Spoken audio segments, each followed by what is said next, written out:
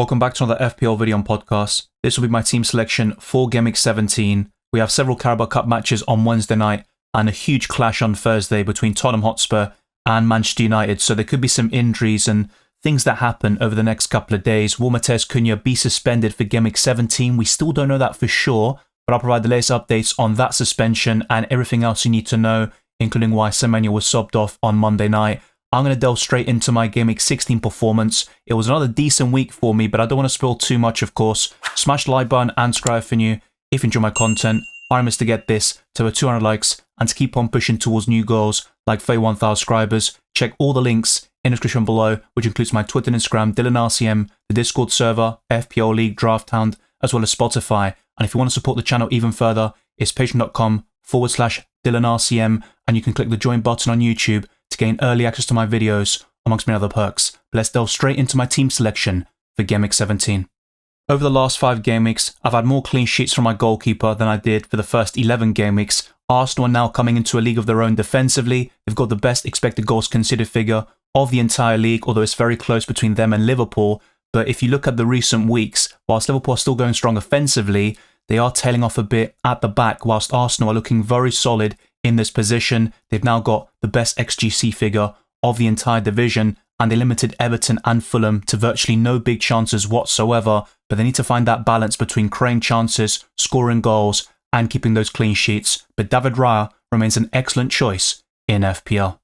The same definitely can't be said about Ray Nuri, who got -2 points against Ipswich Town after that late winner to really put a dent to Wolves' hopes. They sacked Gary O'Neill shortly afterwards, and there were several altercations after the game, which included Cunha and Ray Nuri, who picked up his second yellow card. So that yellow he got the other day was converted into a red. So what that essentially means is he is suspended for Gameweek 17 due to the sending off. And when he's back in Gameweek 18, he needs to avoid a yellow card in both Gameweeks 18 and 19 to avoid another suspension to have picked up his 5th yellow card of the season. So he is definitely a sell right now, especially when you look at Wolves' fixtures over the next couple of weeks. Don't be surprised though, with a new manager bounce, maybe Wolves start getting back on track and Nuri scores a goal or gets an assist upon his return, and people start questioning, should we buy him back? Well, I want to stay clear from him because I actually invested back in Gameweek 11. He kept a clean sheet against Southampton, blanked, and blanked again. He got some 0 pointers along the way, this -2,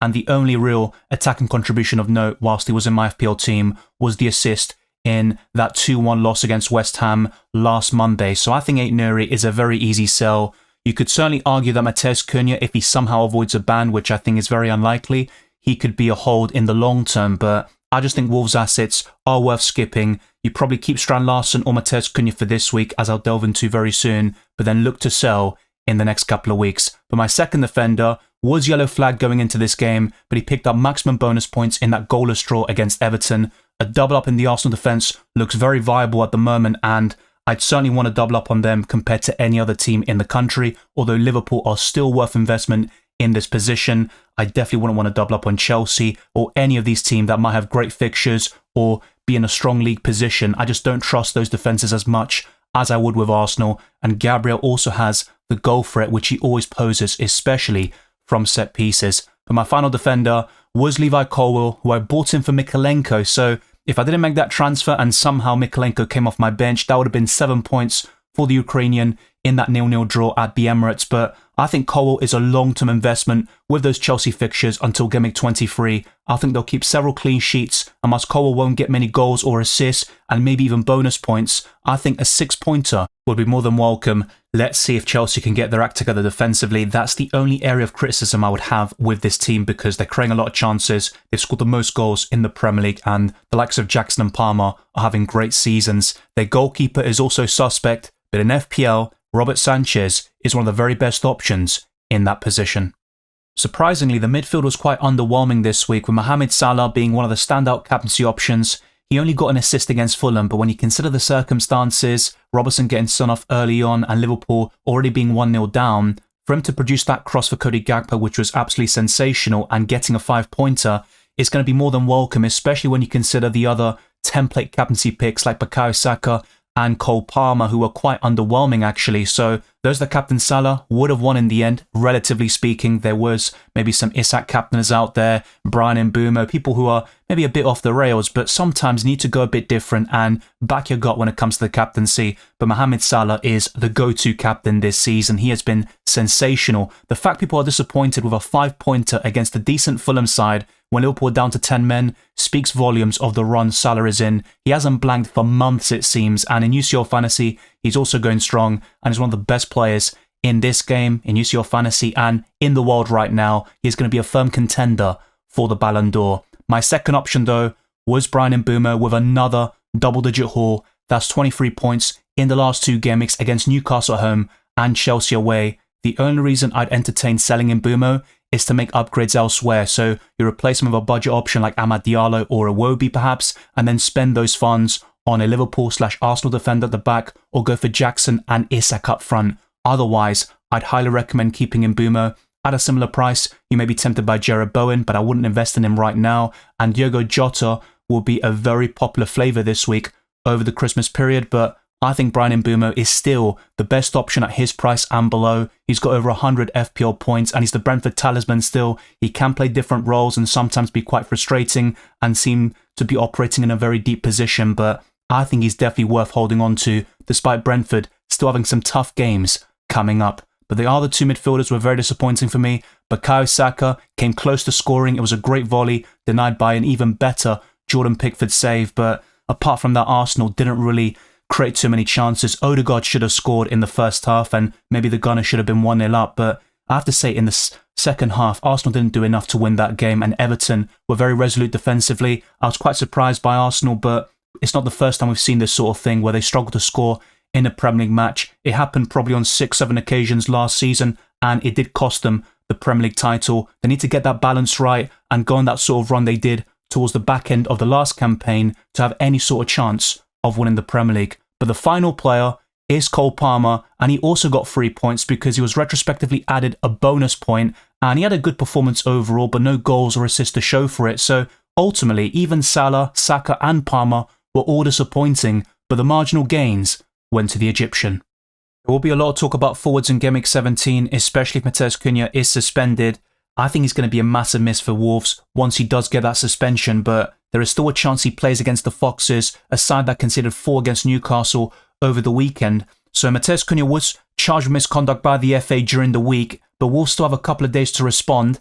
And as we've seen with Kudus, Bentancur and other examples this season, the punishments or suspensions tend to happen weeks after they have that opportunity to kind of give closing statements and provide their side of the story. So maybe Cunha will feature against Leicester City, and if that's the case, I'd be very happy to hold him for that particular fixture and then reassess when Wolves' fixtures turn sour from Game Week 18 onwards. He scored a consolation goal against Ipswich Town and he's still got maximum bonus points. He has a BPS machine. Everything that Wolves do goes through him. He creates a lot of chances and scores the bulk of the goals. So now without a manager, let's see what Wolves can do, but they're very close to locking in a managerial appointment, and let's see if he can get Wolves out of that dire situation. My second forward was João Pedro. He has been a terrible signing for me. Yet another blank, only 1 assist since I've got him in. And back in Game Week 4, I also bought João Pedro and he got injured. So I've got nothing but poor memories of owning João Pedro. I don't think he's ever scored a goal whilst he's been in my FPL team over the years. So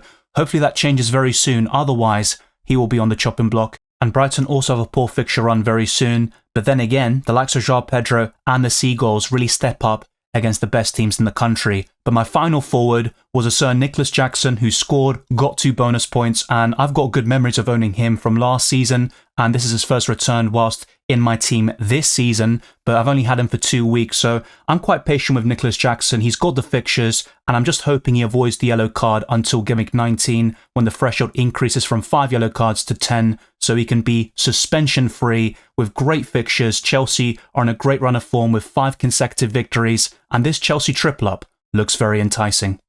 I was on the better side of the captaincy yet again. It may not have been as glorious as last week when I went for Cole Palmer, but Mohamed Salah got an assist that was even better than the other template captains, and that's 60 points for the game week and another green arrow. Keeping Mbeumo has been crucial in the last couple of weeks, and in this case, keeping Gabriel has paid off. This double up in the Arsenal defence is doing their job, and the rest of my defensive line is absolutely woeful. Nicholas Jackson and Cunha are still good options up front, but there could be some changes in this front line, especially if Cunha is still suspended for Gameweek 17, and that will be covered on this channel in the next couple of days. And be sure to tune in for the deadline stream on Saturday, and there'll be more streams and videos where that came from over the next couple of weeks. But let's delve into my Gameweek 17 team selection, where I've made a transfer already on the Saturday. It seemed too good to be true, and if Cunha is suspended, I could take either a -4 or -8 hit.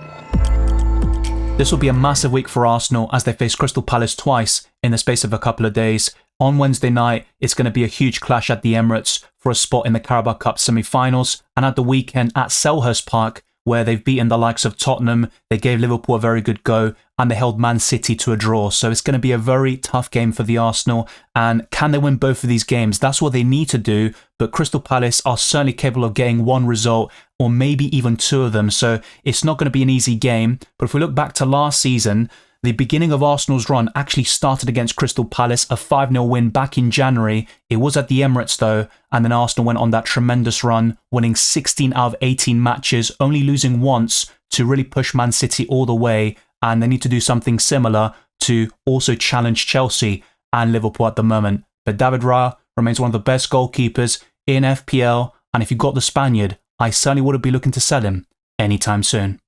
I made 2 defender transfers on Saturday, one of them during the deadline stream ahead of Gameweek 16, and then one shortly afterwards where I bought Robinson for 8 Nuri, one of the easiest transfers I'll probably make all season. I just need to hope that I don't get any injuries during the Carabao Cup games, and that's why I always recommend not making early transfers if you can help it, but sometimes you are fueled by rage when you play this game. Robinson has some excellent fixtures coming up, with 5 of the next 6 looking very appealing, and that includes Southampton at home, who are managerless, and let's see what they can produce without Russell Martin at the helm. But Southampton, I have to say, they can still cause some problems here, and maybe Fulham will let people down when they've got the investment and the faith of people, because they have really stepped it up against some of the best teams in the country, like Arsenal and Liverpool, holding both of those teams to a draw. And Robinson got 2 assists at Anfield last week, which really caught everybody's eye. And with 8 Nuri's suspension, the upcoming fixtures, it seems like a perfect time to invest in the American. He has been one of the best left-backs in the Premier League over the last couple of years. My second choice is going to be none other than Gabriel, and doubling up on this Arsenal defence. It's not going to be an easy game, and I think it'll be low scoring, which could favour me with my Arsenal defensive double up, and especially for those out there with a triple up, that could certainly work well. But I still think you should leave a spot for Bukayo Saka in the attack, because there will be games where the Arsenal attack really clicks and Saka is at the heart of everything they do. He creates so many chances in every single match, and he can score a healthy number of goals and match the likes of Salah and Palmer for the captaincy on certain occasions. But my final defender is going to be a certain Levi Colwill, who will be nowhere near Gabriel or Robinson when it comes to goal contributions, but this is a fixtures play, with Chelsea having the best set of fixtures until Gameweek 23 when they face Manchester City on the 25th of January, and they could go to the Etihad and win under the current circumstances.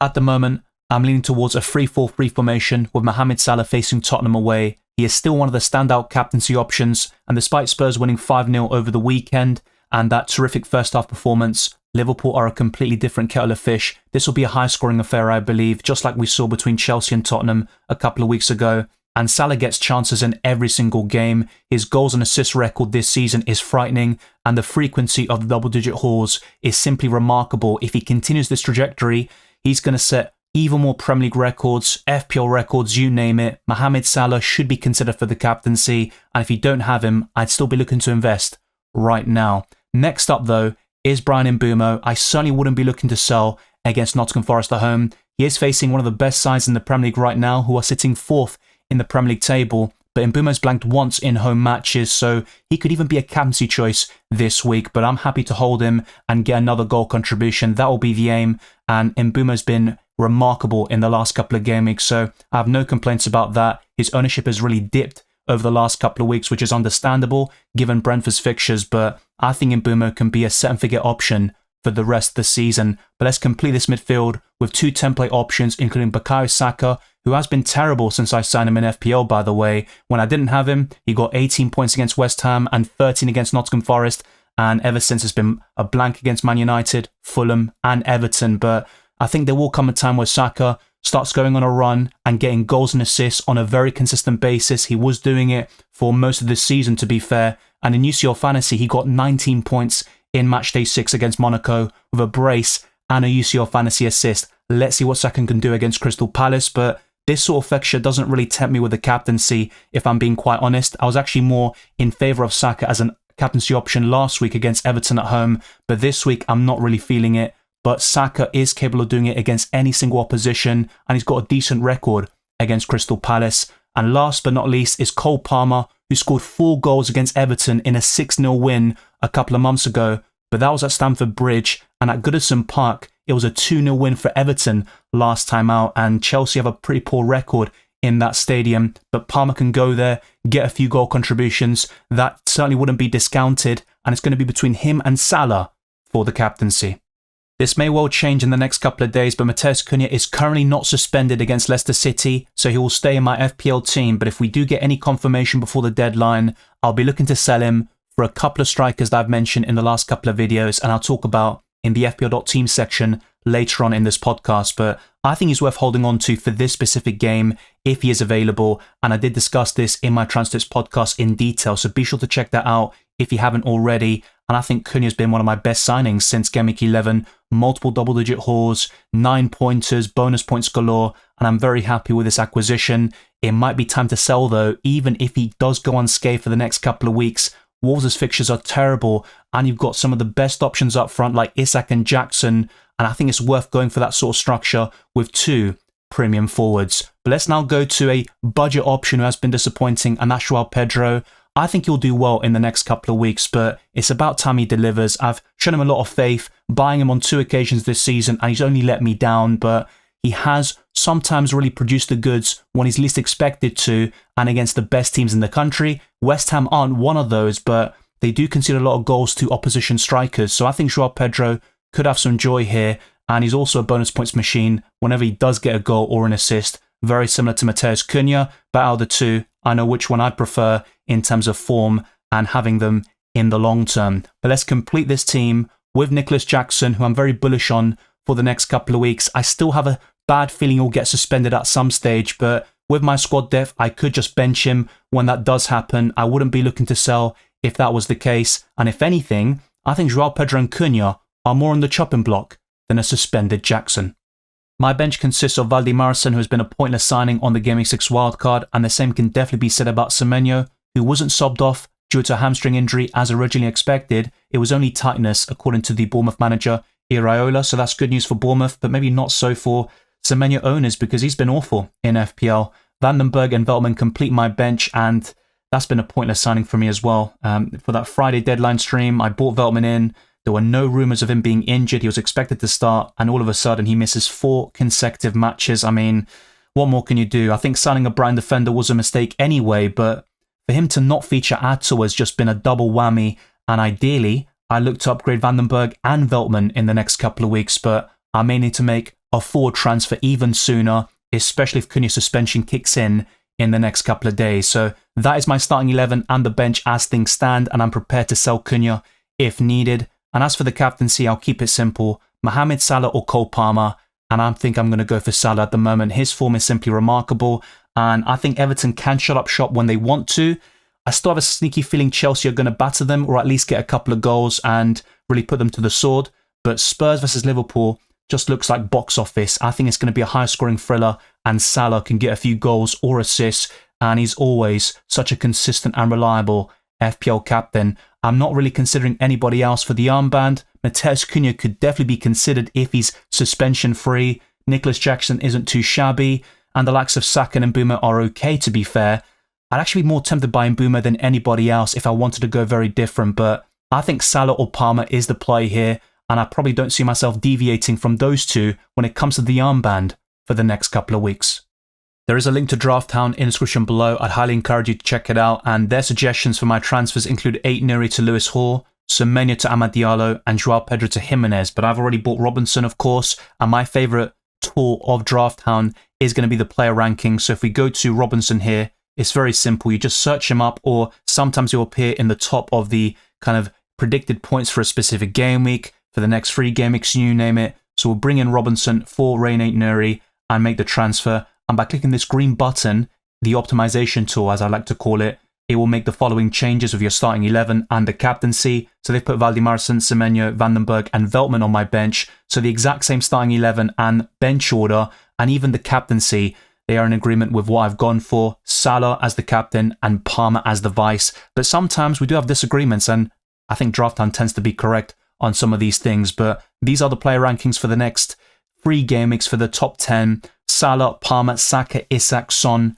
Haaland, Mbeumo, Saliba, Maddison and Bruno Fernandes. It has changed slightly from the last time I showed you it in the wildcard video, so be sure to check it out. There is a link in the description below, and you can actually access some of these tools for free and see if you like the look of it. But I have to say, for as low as £2 per week, it is a great deal to sign up with Drafthound using my link. You help me, I help you, and you have a great time playing FPL. Drafthound is one of the best resources you can use for Fantasy Premier League. But let's now go over to another great resource, FPL Team, which is completely free, and I'm going to use it to visualize future game weeks and different transfer plans if Matheus Cunha is suspended.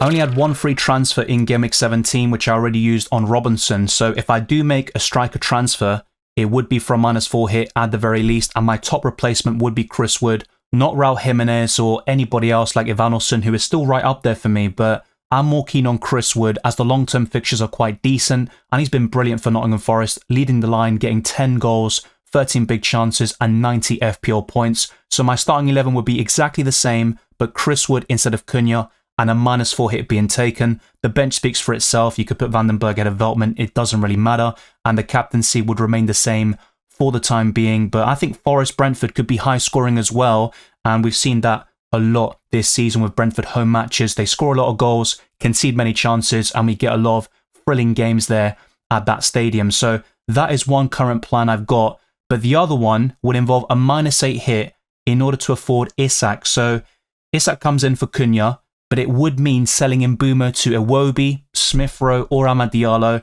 and I could afford Iwobi, by the way. It doesn't say I could using FPL Team, but I have checked on the FPL website and I still have just enough funds to make that happen. Maybe you have a slight preference for Iwobi, and he has been the best budget midfielder until this point of the season, but if we're looking to invest in one now, I think Amad Diallo is in the best form, and Manchester United have excellent fixtures for the next couple of weeks, and if he can stay fit, play consistently, which is my main concern, and I think Diallo is going to be a decent choice actually, and I've got enough squad depth to kind of facilitate this rotation risk, so to speak, with the Ivory Coast winger who has been sensational for Man United, with an incredible goal against Man City to win the game for them, and of course, he earned the penalty which turned the tide in the Manchester derby. So those are my transfer plans. Essentially, it comes down to buying Chris Wood for Cunha for a -4 hit, maybe making 2 additional transfers on top of the Robinson move, buying Amad/Iwobi alongside Isak. Otherwise, just sticking with what I have, starting Matheus Cunha, or maybe just relying on Semenyo off the bench instead of taking hits. Let me know your thoughts down in the comment section below as always, and thank you very much for watching this video and listening to this podcast. If you enjoyed it or found it useful, then be sure to smash the like button and subscribe for new. Our aim is to get this to the 200 likes and to keep on pushing towards 31,000 subscribers and beyond. Follow me on Twitter and Instagram, DylanRCM, and check all the links in the description below for my Patreon and the championships for early access to my videos, amongst many other perks, the Discord server, FPL League, Drafthound, as well as Spotify. Thank you very much for all your support. It's greatly appreciated as always, and I'll see you very soon for more FPL and UCL fantasy content.